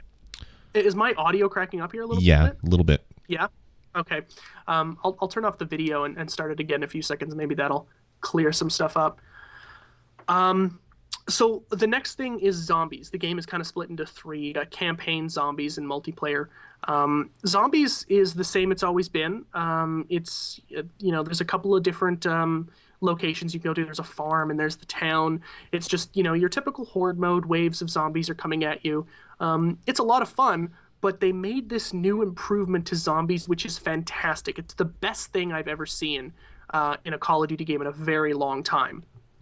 And that is the addition to the transit mode. So for those who don't know, transit mode is basically you start at a bus station and you open the doors and you get on this bus that's driven by some like robotic zombie guy. And the bus will drive you to a new location, and you'll go to the farm, you'll go to the town, and then there's this other location that has like I can't remember what it's called. It's like Greendale something, but it's basically a secret science facility that's underground. You can go in there. So like zombies are chasing you. You're in a bus. You're trying to board up the windows. You can add attachments to the bus once you find them. And it's a ton of fun. It is so much fun to play. Max and I play it all the time. Flea420 in the chat room. He's not in here now, but he usually is. It's a ton of fun, and it's totally worth jumping into zombies. It's easily the best mode. And then the last thing is multiplayer, which is a big proponent of probably the biggest of every Call of Duty game since Call of Duty Modern Warfare. And it's really, really good. There's actually nothing bad for me to say about the multiplayer, except for one thing, which I'll get to in a second. You've got 55 levels to Prestige. I've always liked that the Treyarch guys kept the Prestige levels low. In Modern Warfare 3, it was 81 levels you had to do, and in Black Ops, it was 50, and now it's 55. Tons of cool gadgets to unlock. They have a new way of getting your kill streaks. They're called score streaks instead, and these things kind of promote a more... how to say it, a more cooperative style of gameplay, team-oriented, if you will. So you get less points for killing people, you get the same amount of points for killing people, but the score streaks are worth more. So for a UAV, which is normally 3 kills, it's now 3.5, 350 points. So you have to kill 3 guys and, get a bouncing Betty kill or shoot down some enemy equipment. All of that stuff kind of takes place. It's really tough to get your kill streaks in team deathmatch because there's no objective to play other than killing people. But in games like Domination, you'll get points for capping your spawn flag, and then you'll get points for capping enemy spawn flag, and more so, like, it'll be 125 for enemy or 200 for enemy spawn. B flag is like 150, and you'll get more points for killing someone who's trying to take your objective. It's like 150 if you kill an attacker. It's actually a ton of fun, but here's where the game falls flat, and it's the network. And I talked with you, Lloyd, a little bit about this last week, but we kind of changed the show around to be all Wii U. The network is horrific. It's the worst it's ever been in Call of Duty. They've tried really hard to make their matchmaking service be more competitive, and in that, they've made it so that the matchmaking in public match will just match you to people who are at your skill level based on your KD, not based on your connection, which I don't like at all. I really, really dislike that feature, because basically what's happening is I'm playing on a 2-bar all the time, and the game is nearly unplayable. Like, your character will run on spot due to lag, and then all of a sudden you'll be halfway across the map running against a wall. People will stop and they're like be running. There's just so much lag. It's awful, and it really, really ruins the game. And it really kind of breaks my heart, because it is such a great multiplayer experience. So when people ask me, like, is Black Ops 2 good to buy? I'm like, yeah, it is, if like you're on the biggest internet connection in the world, and even then that doesn't help you because of the lag compensation system that they brought in from Modern Warfare 3, where it will downgrade your connection, to make it fair for other people who are lagging. So it's a really horrendous situation. It's only been out for 2 weeks, so we're hoping that they're just kind of collecting some information now for when they bring out a big patch. They've already patched the game a couple of times, but their lag issues haven't been addressed yet, which is very unfortunate. But yeah, that's the review of Black Ops 2. I really enjoy the game, but multiplayer is hampered because the network issues get in the way of it being a really good experience, which is very unfortunate. Interesting. Mm-hmm. Cool. Well, thanks for that. I'll talk a little bit about Call of Duty Declassified on the Vita, and I don't know what to say about this game. It looks good. That's about the nicest thing I'm going to say about it. The campaign itself isn't really a campaign. It's what they call operations. So find and destroy all machines, or stop the test launch, or cover someone's escape. And you jump into different bodies of different people. So Frank Woods and Alex Mason and some other characters from Black Ops. But there isn't very many of these, and you're basically just trying to get 3 stars on them. So it's not like a standard like shooter where you have a story mode and then you have multiplayer mode. It's basically these operations which basically just train you for the multiplayer mode. I guess that's why they're there. It doesn't. Sucks. Yeah, they don't really do much of anything else. And then besides the operations, there's something in the game that I haven't even tried, and it's called Hostiles. And basically, it's like a wave. Sounds like a horde mode type thing, and it sounds like that might actually be kind of fun. But you basically have to kill to get 1 star. You make 30 kills. To get 2 stars, you make 80 kills, and 3 stars, you make 150 kills. So it seems like it's just going to be like relentlessly pelting you with enemies in this mode. So this isn't a review. This is me just telling you about a game that I've played literally a half dozen times. And after me talking about it right now, I'm going to be taking it out of my Vita and probably never putting it in. The game itself is... when I bought the Vita, I got back to the office and I was texting Jeff. I was like, hey, I got a Vita. And he's like, oh, cool. What'd you get? And I'm like, yeah, I picked up the Call of Duty bundle. He's like, oh. And I'm like, yeah, I heard the game was bad, but it can't be that bad, right? And he's like, no, I heard it was really bad. So I go to Metacritic, and it's 32%. So out of 100%, that's pretty bad. It was rated 32%. And I'm like, oh, I've never bought a game that bad before, because I stay away. Not that I use Metacritic as like a thermometer for or barometer for what I'm going to buy, but if I buy a game, usually I've gotten word from multiple sources that it's a decent game, and then I'll maybe kind of get kind of like the overview, the public feel of the game on Metacritic. And I looked at this and I saw 32%, and I'm just like, oh shoot, this is not going to be good. Pop the game in. You're probably in luck though that like it's because it's a big title, the resale value will be pretty high for a long time. I mean, I know that you're not one to sell away games, but I would. When you buy a bundle, it doesn't actually come with a jewel case. It just comes with It just comes with your card in a piece of plastic beside your 4 gig memory card that the bundle ships with.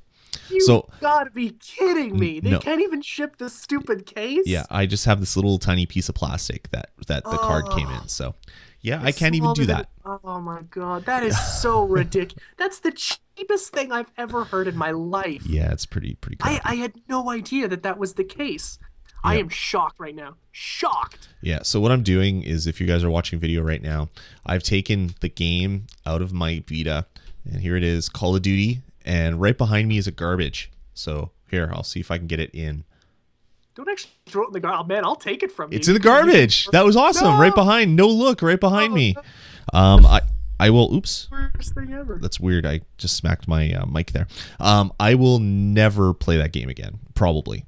I might play it again if I could find it in the garbage, but it's... Man, okay, seriously, take it out of the garbage, because I will take that game from you. Like, I really want to play it because I want to try the online and see what it's like. Yeah, it's horrible. But like, you know, I'll let you borrow not MLB The Show. You are not getting that. And I wouldn't want it.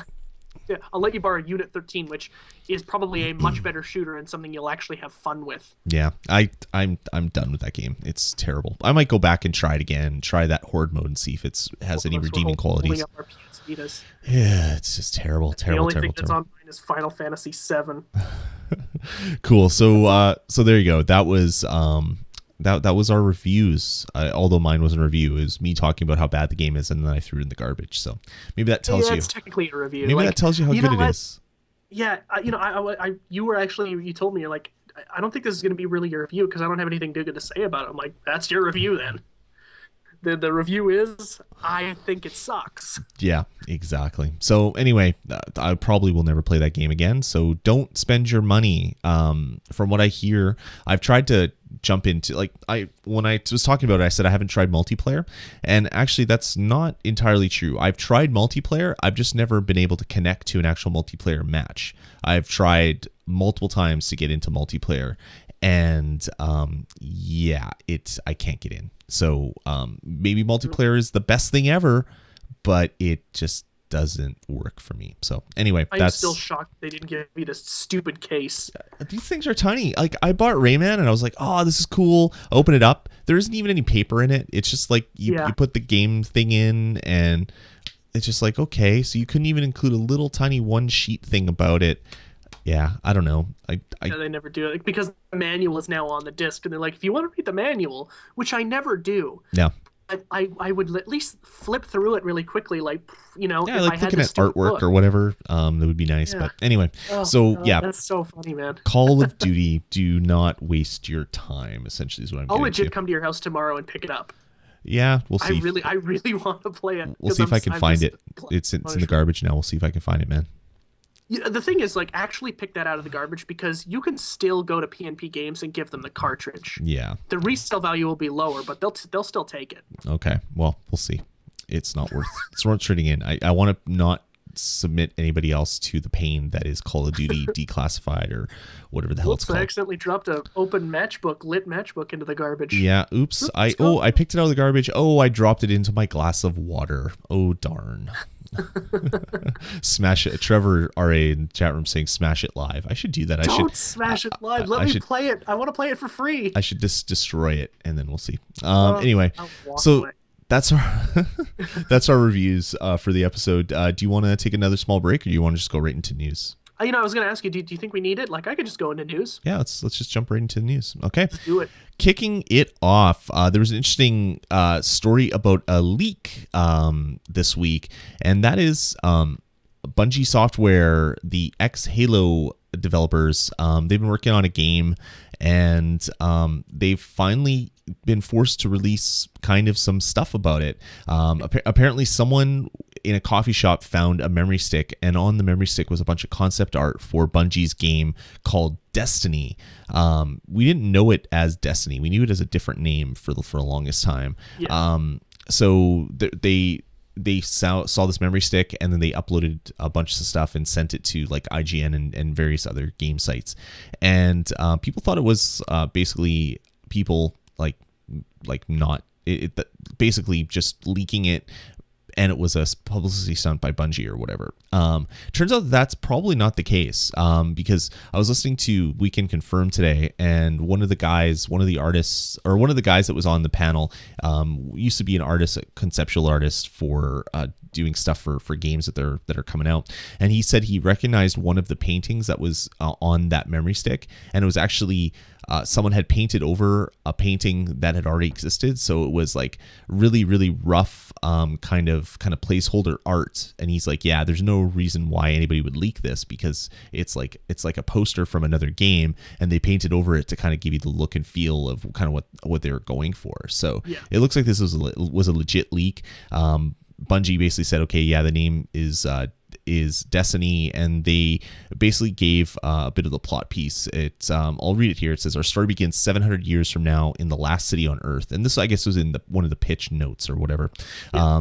In a solar system littered with the ruins of man's golden age, a massive, mysterious alien ship hangs overhead like a second moon. No one knows where it came from or what it's here for, but only that it's our protector. Meanwhile, strange alien monsters creep in from the edge of the universe, determined to take Earth and the last city. We are young knights tasked with defending the remains of humanity, discovering the source of these monsters, and eventually overcoming it. So sounds cool. It sounds really good.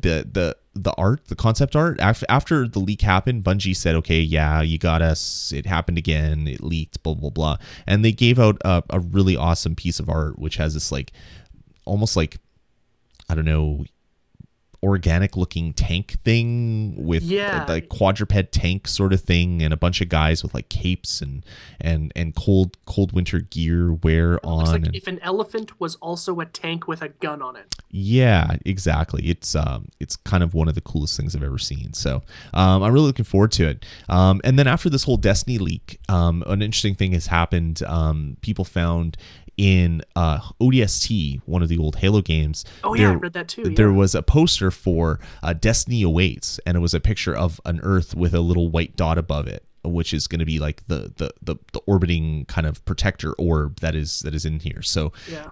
Basically, we knew the name of the game without knowing the name of the game, because it was in ODST that came out and 2.5 always years been ago. That way, where they're like, their Easter eggs are rampant in every game they've ever made. Totally. It's ridiculous. But that's pretty damn cool. Yeah, it is pretty cool. It's like when we found out that after 2 years of release that in Arkham Asylum you could go into a secret room that no one had found, and there was a picture of Arkham City. Yeah. And you were like, holy crap, this is huge. Nobody had found it in it was maybe not 2 years, but like a good year it went by. Exactly.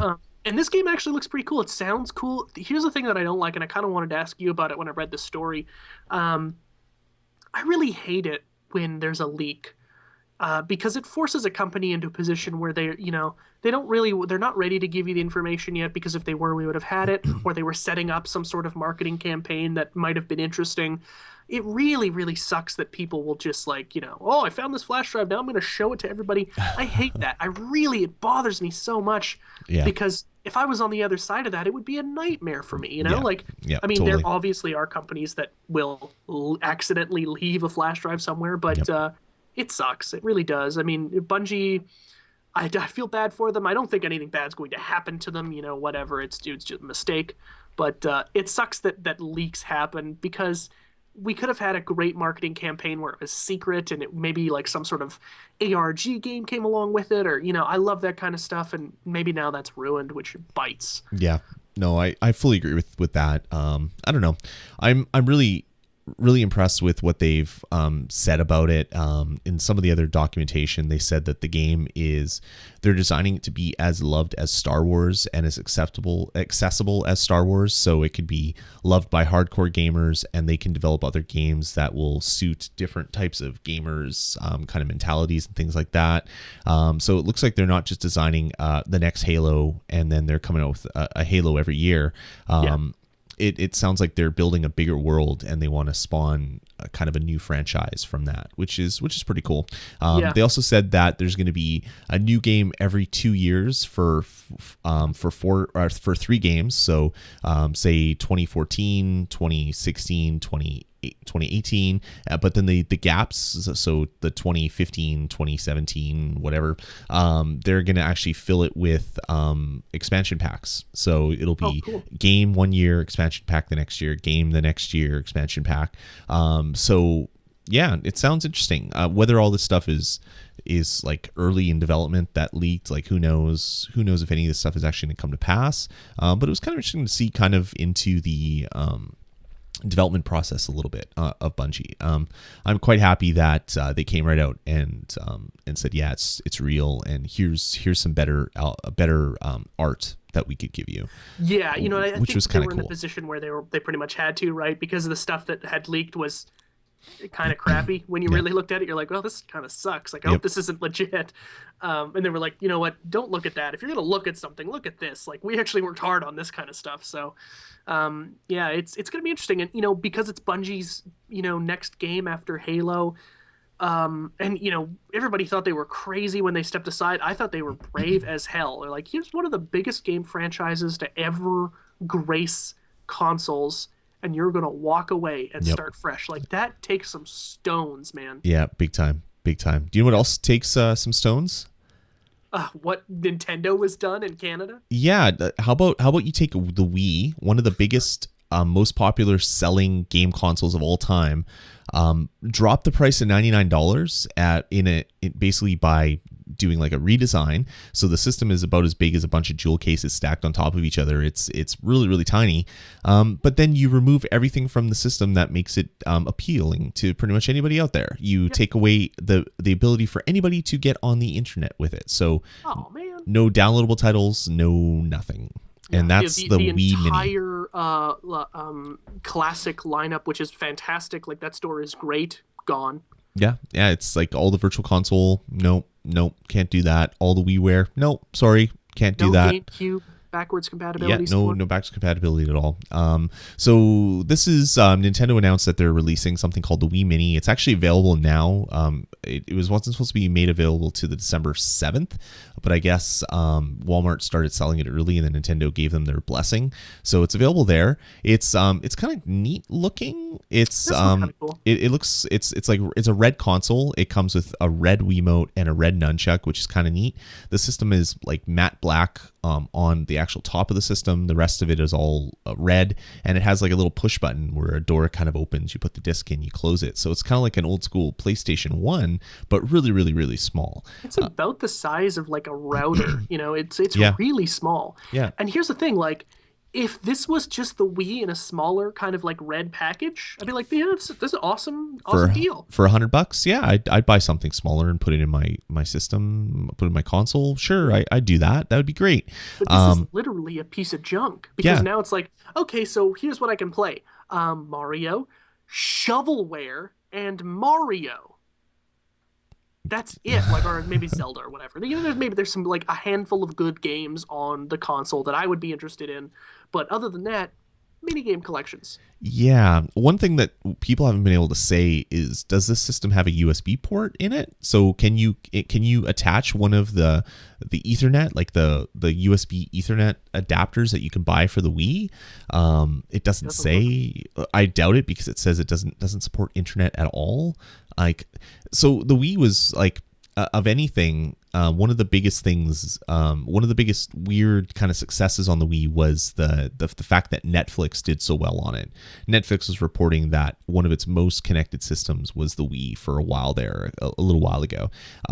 So this would have been like a great little $100 Apple TV competitor. it accesses Netflix. You can access other things with it, and it plays Wii games. It's perfect for your living room. But then they went and took out all the stuff from it. Like I don't understand what they're doing here. But it's available. I don't know much. Yeah, it totally is available. $99. I mean, let's say if you don't have a Wii, and you've always wanted to get one, it would be pretty hard to pass up. But you are.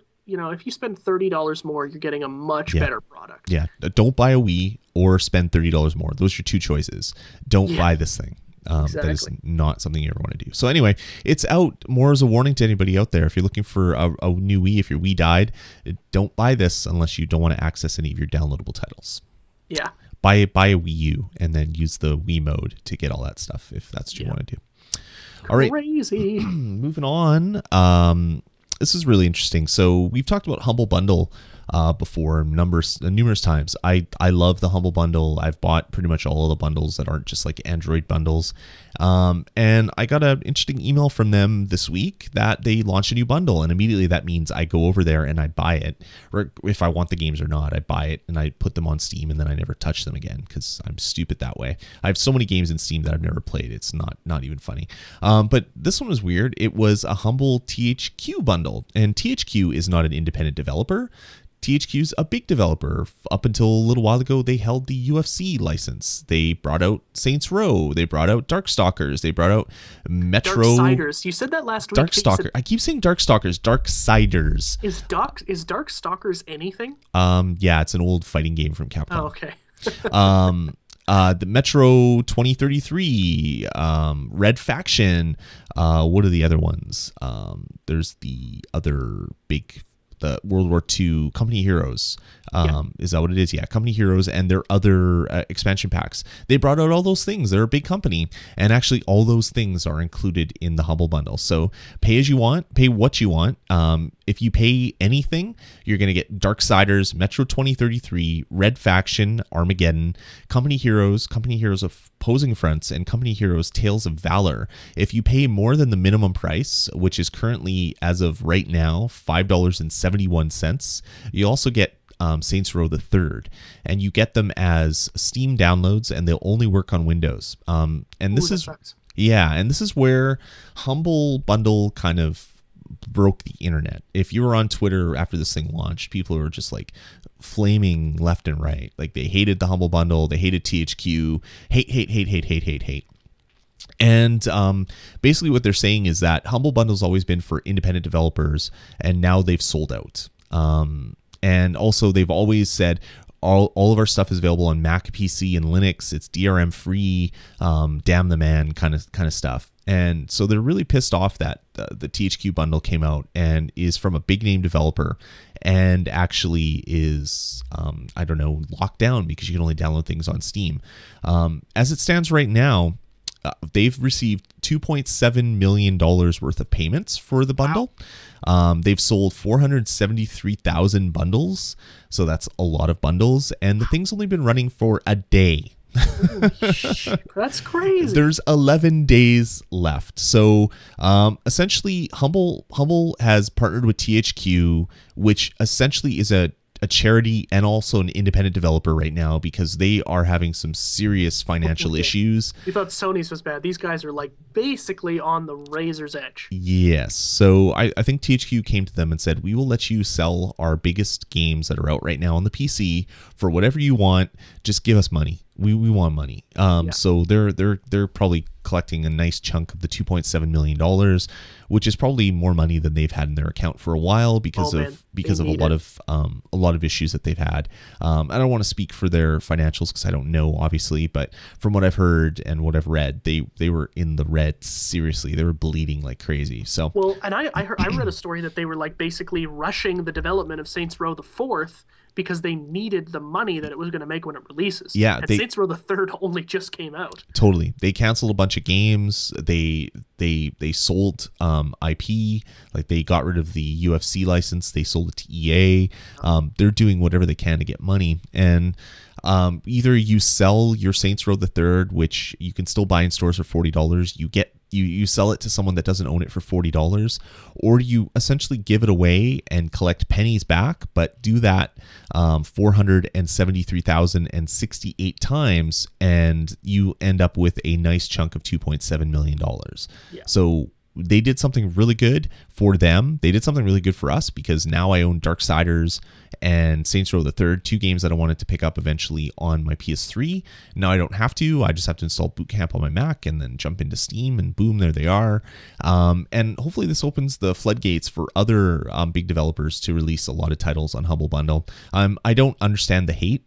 People are like, they have like the hipster view of things, like, oh, you've sold out. You were cool before, and now you're not. Now you're part of the problem. You're part of the machine, man. Oh, it's such BS. I don't Get off your friggin' high horse, everyone. Even though we just spent an entire episode on our high horses. Exactly. So if you buy this for, if you spend $6, you get 7 amazing games. And what you can do is, there's these little great sliders when you put your money in. You can slide the charity one all the way to the top. So you don't have to give THQ a penny. You don't have to give Humble Bundle a penny. You can put your $6 all the way to charity, and then give $3 to American Red Cross and $3 to Child's Play, or give all $6 to Child's Play. But by doing that and paying with your PayPal account, you'll then get some really awesome titles that would have cost you probably a couple $100 if you were to buy them off Steam right now. So whiners, shut up, go to Humble Bundle, buy this thing, because it is an amazing deal. Yeah, it totally is. It totally is. Love it. I can't wait to jump in and play some Saints Row. That being said, I won't buy it because I can't play any of those games, and I already own one of them. I've actually owned 2 of the 2, and I've played most of them, and yeah. Just go buy it, Jeff. Stop being that guy, Jeff. You're that guy all the time. I'm gonna continue to be that guy. Oh, you know what? You know what else? You're also the guy about, you're bitching about the Wii U and its battery pack, and how the battery in the gamepad is so crappy, and you're like, oh, the Wii U's gonna die. Wasn't bitching. Oh, the Wii U sucks. Jeff said, I hate it. I hope it dies in a fire. That's what Jeff said. No, you didn't. I actually believe I said I hope it drowns. Dies in a fire is a little extreme, Lloyd. Come on. You said you hope it drowns in a fire, and I was like, that's impossible, Jeff. That is not something that could ever happen. No, just kidding. Actually, we were talking last episode about the 4-hour battery life of the Wii U GamePad, and I said that someone's going to come up with a battery in days, or Nintendo itself is going to sell replacement batteries. And sure enough, good old Nyko to the rescue. They have released info about what they're calling the U Boost, and it's this really weird thing. It's weird. So it's essentially, it is weird. It's a battery pack that you basically connect to your Wii U gamepad, but it's also a stand, and it's also it has like a little kickstand in the back. So it's a stand, so you can stand your gamepad up. It's a battery. It syncs. It plugs in. It does kind of everything, but I don't really know what it does. It kind of looks like a flash drive that you stick into the back. Yeah. But it also it really just, like, from the picture, it just looks like a kickstand. Yeah, it's like so you have your gamepad. If anybody's watching the video, anybody in the chat room, so you have your gamepad, and this little area here is actually going to be replaced then with a little box that's going to sit there. So you're going to have this box permanently on your system, but what it's going to do is it's going to give you like triple the battery life, which is going to be cool. And it's also a stand, so you don't need to, if you bought the 8 gig basic console, you don't have the nice little charge stand. This will then be your charge stand, which is kind of neat. So anyway, details about this are slowly leaking out. I've seen a couple different non-press releases. So hopefully more info will come out. It'll probably be out in time for the holidays, I'm sure. People are saying that it adds about 25% more weight to the gamepad. Nyko Dreams just asked that in the chat room as well. So good timing, Nyko Dreams. So it's going to add some bulk. It might be a little much for me. I think I'm going to wait for a replacement battery, just the battery to snap in. But if you need something, you can probably get this before the holidays. Nyko is usually really quick about releasing their products. It seems like the thing has only been out for a week now, 2 weeks. Yeah, a week tomorrow. No, 2 weeks tomorrow. 2 weeks tomorrow. I was like, that's not 2 right. weeks. 2 weeks Sunday. 2 weeks. Yes, because today is Friday. It's a actually- week. It's a week yesterday, Jeff. It's literally 60 seconds until It's Saturday. 700 days from tomorrow at 3 p.m. is what it is. Yeah, we have no idea what the hell it we're is talking 2 about weeks on Sunday is when this thing will be out. So, or when it was out. Sorry. So How it's only. quickly this show just tanked in the last 30 seconds. I'm apparently really tired. It's midnight now, and apparently as soon as we hit midnight, I can't talk and just I goes to can't hell. think, which is not really much different than normal. But I'm really good at faking it normally. Yeah, we're able to put it together for roughly 90 minutes a week. Yes. All right. That was our last story. Thankfully, mercifully, that was our last story. So, Really quick question though. Yep. Did they say a price on that? They I didn't. hear if No, yeah. they're just releasing some details about it. So, Gotcha. I would assume $39.95. I would assume that it triples your battery life, and it'll be out before Christmas. That's just my assumptions. That's not on any sort of fact or press release that I saw, but just looking kind of what Nyko's done in the past, that would be what I would assume. So, Gotcha. we'll see if that actually comes to pass. Cool. All right, man. Well, that's going to about do it for this episode. Thanks, everybody, for tuning in. All the people that jumped in on the chat room and the live stream. That is awesome. You guys rock. I love each and every one of you in the most masculine way that I possibly can say that. So thanks for doing that. And we want to hear from everybody. If you guys are listening to this, we've got a lot of listeners over the last couple of weeks. So that's great. And I want to see more. Tell your friends, tell 2 friends, tell 5 friends, print out paper on your computer that says vgpodcast.com/bonus or vgpodcast.com/live every Friday night at 10 p.m. Central, and hand them out at your school or your place of business or flyer cars. I don't care. Do whatever you got to do. Basically do all the work we don't want to do ourselves. Exactly. I want to just put my feet up and smoke a stogie and play games is all I want to do. And I don't smoke stogies, so that's a lot of. I'm putting a lot into this So relationship. also send right here. Lloyd stogies. Yes, send me stogies. That's right. But anyway, we'd love you guys to tell some friends so we can get some more people in the live chat room, and also to download it as a podcast form. So you can do that at vgpodcast.com. Click contact us at the top of the page. To send us an email, you can email us directly at vgpodcast@gmail.com, or you can call our voicemail line. We haven't gotten a lot of voicemail over the last little while, so please do that at area code 505 VG Podcasts. Leave a comment, leave a question, leave a review, whatever you want, and we'll play it in a future episode of the bonus stage. Yup. All right, man. Thanks, Jeff. Thanks Do to you. you want me to go dig through the garbage now? Is that what you're waiting for? Yes, please get that out. I want to play that damn game. I will literally come to your house tomorrow. I'm gonna put it into a snow pile and then drive over it and then light it on fire. What a jerk. The thing is, it's so thin. I'm pretty sure you could drive over it a bunch of times. It would not break it. But I'm just driving over it for a fact. Just for a and fact. so They'll be so like, it's better on the "No." video that I'm gonna get people to record from about 8 different angles. And God. I'm gonna make the supercut of that and put it on YouTube and send it to you, Jeff. That's what I'm I've gonna do. never seen this type of animosity from you. I just thought it was funny because the look on your face when I threw it in the garbage, it was like, oh my I god. actually couldn't believe you did it. I thought you were just joking No, around. no, the game was horrible. I didn't want to play it anymore. All right, guys. Anyway, that's going to do it for the bonus stage for this week. Thanks again for staying tuned and subscribing, and we'll talk to you next week. Later, everybody. Oh, that's not the right button. Let's get started.